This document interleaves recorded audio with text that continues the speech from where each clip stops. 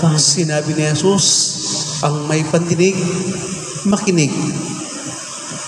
Bakit ito yung huling wika na binanggit ni Jesus pagkatapos niyang ipaliwanag ang talinhaga? Kasi maraming may pandinig pero hindi nakikinig. At hindi lahat ng nakikinig ay inuunawa ang kanilang napapakinggan. Sinabi ni Jesus, kung mapapansin po natin, ito yung ebanghelyo natin ngayon, ito po yung ebanghelyo na karaang araw na tungkol sa paghahasik ng binhi.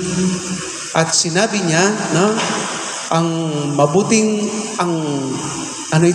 yung may-ari ng ubasan ay naghasik ng binhi, ng mabuting binhi.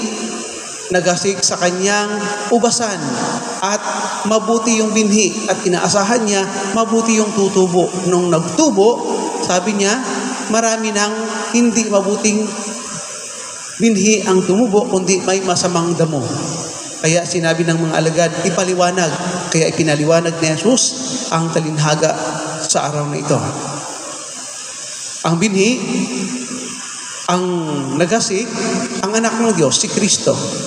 Ang binhi, sabi niya dito, ang mga anak ng Diyos. Ang masamang damo, ang gumagawa ng masama. Ang naghasik ng damong masama, ng masamang binhi, ang diablo. Ang pagsusunog, impyerno. Ang kamalig, langit. Yan. Shortcut na paliwanag ni Kristo. Pero ano po ibig sabihin dito?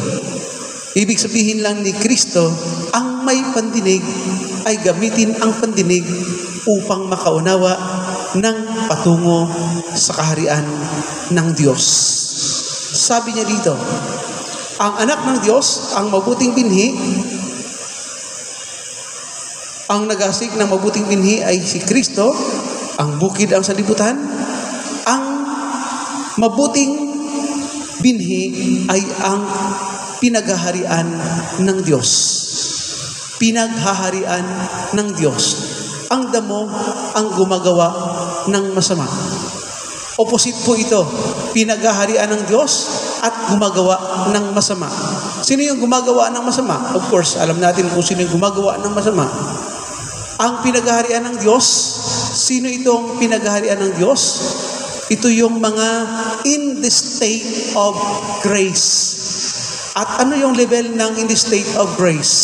Ito yung palagi ang nagsisimba, nagdadasal, nakakumpisal, palagi ang nagkukumunyon, at nasa level ng hindi gumagawa ng kasalanan. Ito yung nasa state of grace. Sino yung masama? Ito yung hindi nangungumpisal, minsan lang magsimba, maraming pagkakataon ng sinungaling, nagmumura, nagmamarites. Ito yung kasalanan. Nako, tanungin natin sarili natin, am I in the state of grace or na estado ng kasalanan? Saan ako nabibilang? Sa pinaghaharian ng Diyos o pinaghaharian ng masama? Kaya sasabihin natin, paano ako makakapasok doon sa langit? Minsan lang ako magdasal pag may time. Minsan lang din ako magsimba pag may time. At minsan gusto ko rin magbago pero hindi maiwasan magmarites. Minsan gusto ko rin iwasan yung manood ng mga hindi magaganda sa cellphone pero ang bilis kasi ng pick up ng gadgets. Paano ako mapunta sa langit? Then, that is the challenge for us. Araw-araw kasi ay pakikipagdigma. Akala niyo yung digmaan, yung doon sa Mindanao, laging may giyera, may barilan. Akala niyo yung girian, parang girian palagi doon sa ating teritoryo. Yun ang palaging may hindi magandang ugnayan.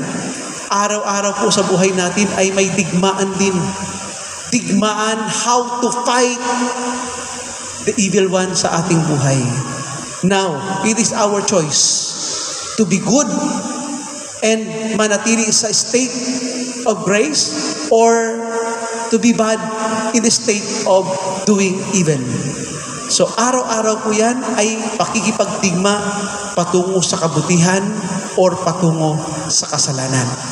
Then, at the end, ang mamamayani, the grace, ang tiwala, ang inaasahan sa atin ni Kristo. Ang mahalaga dito, hindi tayo napapagod para lumaban sa masama upang gumawa ng mabuti. Kasi nga, mas malawak ang pag-ibig ng Diyos kaysa ating mga kahinaan bilang tao. Kaya magdasal na patuloy nawa tayo magsikap upang ang ating kahinaan na tao bilang makasalanan ay mapunuan ng nag-uumapaw na grasya ng Diyos. Nang sa gayon, sa paghuhukom, sa pagwawakas ng ating buhay, hindi tayo matagpuan na mas maraming gawa na kasalanan. Pagkos sa pagtatapos, ay masama tayo doon sa pagtitipon sa kamalig ni Kristo upang kasama ng mga banal, magliwanag tayo sa kaharian ng Diyos.